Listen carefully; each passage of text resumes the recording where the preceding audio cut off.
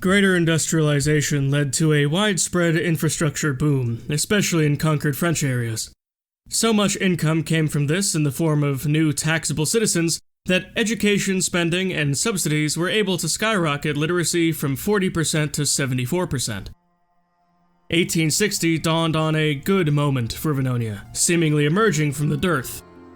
On the 11th of June, 1860, the Matarids faced a major issue of their own, that of minority integration, in essence, the same issue that Poland-Lithuania faced some years back.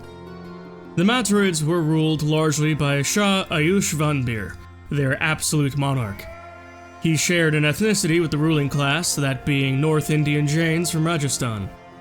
However, this group comprised an absolute minority, ruling over South Indian Jains, as well as Pakistanis, Afghans, Pashtuns, Bengalis, Kazakhs, and hundreds of others.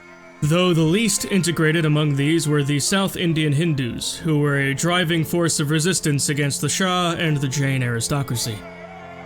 South Indian Hindus were, for the last decade in fact, engaging in some of the earliest forms of industrialized terrorism, running guns to sympathizers and bombing government buildings with dynamite in order to obtain an independent Hindustan. They had been so effective in part because of their system of cross-border operations, having based in neighboring countries and traveling over to commit their crimes. They had been such a persistent issue, in fact, that the very integrity of the empire was at stake. As such, the Shah abdicated to his nephew, Kushagra Sharma, who was a South Indian Jain and who brought various representatives of the major ethnic groups to the negotiating table. After months upon months of complex and maddening negotiations, the Matarids were reordered into a merit-based constitutional monarchy, allowing all ethnic groups to obtain power based on their personal skills and their level of loyalty to the state. At the end of the day, the imperial household was kneecapped. This was not a decision they made of their own choice alone. It was something that they needed to do to maintain power or face death. The office of the Shah was abolished and replaced with the Raj, who ruled over the new country of India, the office being filled by Kushagra. Meanwhile, in the Burgos Federation, circumstances were dire. The new republic was one of obvious corruption, and the government had no money for projects of its own. The countryside was in disarray, and the only thing keeping the country from folding to neighboring Mali was the Catholic Church, which was based out of the country, and had a vested interest in keeping the state from collapsing. What capital there was belonged to friends of the government and friends of the church, and labor laws were totally non-existent. It wasn't slavery, as the church forbid slavery, but it was hellish nonetheless. It was under these conditions that Karl Marx published his Communist Manifesto, leading to the founding of the first socialist party in the city of Braganza in 1861, advocating for workers' rights and a complete overhaul of the economy according to Marxist ideals. While such a movement was indeed particular to the Burgos Federation, it would not be long before it spread to other malcontents in other countries. Back in Vannonia, the snap elections of 1863 saw the Liberal Party, shockingly, gain seats in the Quail, with the promise of abolition and jobs for the common man. This caused the Conservative Party to form a coalition government with the reactionary National Party in order to keep the Liberals out of Parliament completely. Seeking to distract from liberal policies by continuing to be a national hero, President Costain sought to renew colonial endeavors, though much of the New World had already been taken in its absence from that scene. Vannonia decided to take what it could of what was left, and set its sights on a place no European had yet touched: Australia. Discovered during the Pax Militensis, it was observed as a hot, rocky desert continent that was full of hostile natives and was broadly undesirable. Once the proper technology was achieved to colonize it, Vannonia endeavored to hold the largest colony in the Pacific. A page was taken from Scandinavia's book, and they killed two birds with one stone by shipping criminals to Australia and offering unruly landowners vast estates in the new holding. This would siphon off the troublemakers of Brazil and preoccupy those independence-minded upper classes with a new project on the other side of the world. In 1865, Italy called Vannonia to help it defend against Poland-Lithuania, which was attempting to carve out Baden as an independent state from Italy. In October, this short war was won, despite being so outnumbered, and resulted in territorial gains for Italy. The celebrations would be short-lived, however, as on the 1st of December 1870, The aftershock of President Castaign's French slavery policy finally caught up to him. The cycle that had fueled his rise had definitively been broken. The welfare that many of the nation's unemployed had been relying on ran dry, and without jobs to turn to, riots broke out across the country in an event known as the Chain Massacre of 1870. These rioters numbered about 40,000 in total, breaking into the factories where slaves were being held and slaughtering them one and all, often with their own chains. The riots would continue for an entire year, and though they would come to be quelled in 1871, it marked the plunging of Vannonia back into the dearth. The people, once ambivalent or even supportive of slavery as an institution, began to rally for its abolition and the deportation of the enslaved, giving a marked boost to the National and Liberal parties respectively.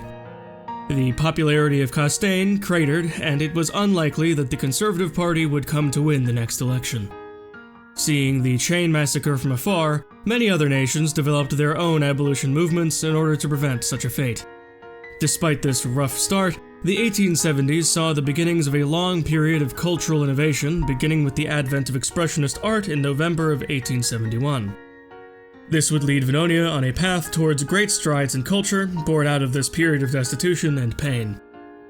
On April 11th, 1872, Jacobin rebels rose up in France, upwards of 150,000 men, but they were put down in September, proving that the country could still hold its own in a fight.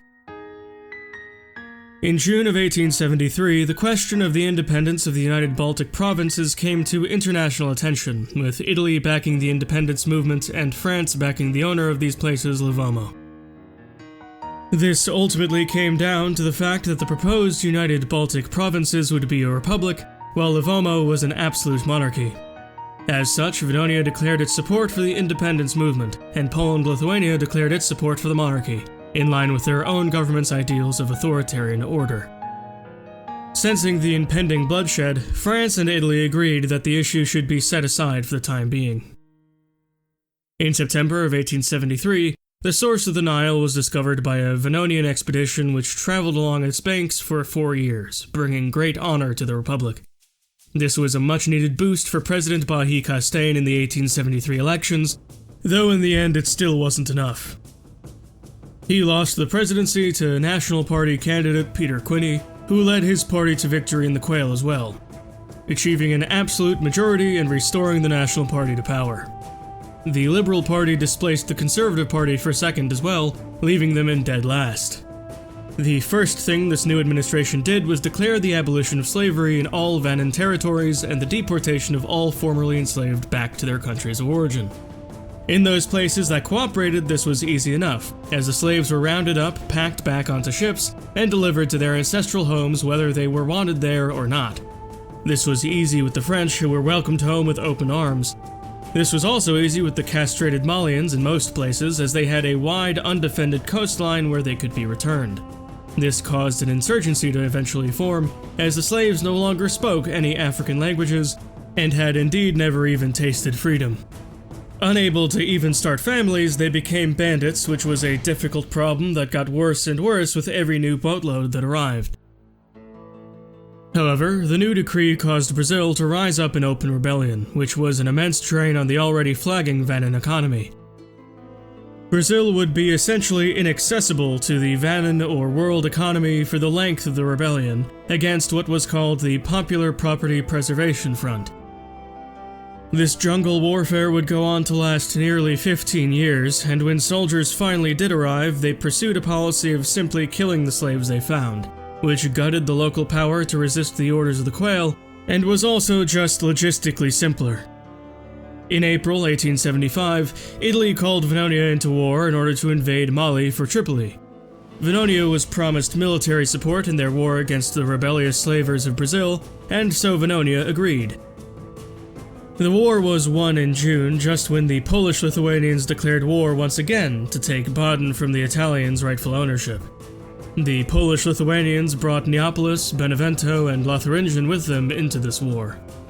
As soon as Italy was about to actually help Vannonia against their rebels, war was thrust upon them once again, meaning that Vannonia essentially got nothing out of their involvement. The main duty of the Vannonian army was to distract and defeat enemy troops in battle and protect the Italians, whose main duties were to invade and occupy enemy land. The war finally ended in October as another victory for Vannonia and Italy. Italy gained even more land in Central Europe, and the tireless effort, support, and valor of Vannin troops was recognized the world over, ensuring they were seen as reliable allies.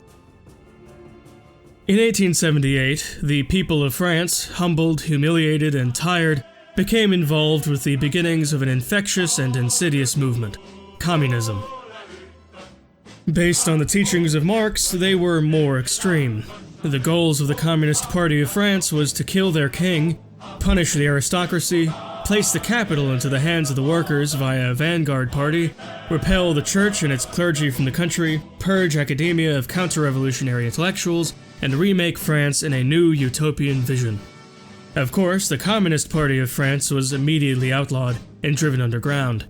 They began their machinations immediately after their formation in Bourges, distributing pamphlets and vandalizing churches. Indeed, some of them went abroad, namely the most authoritarian state in Europe, and one especially impacted by the dearth: Poland-Lithuania.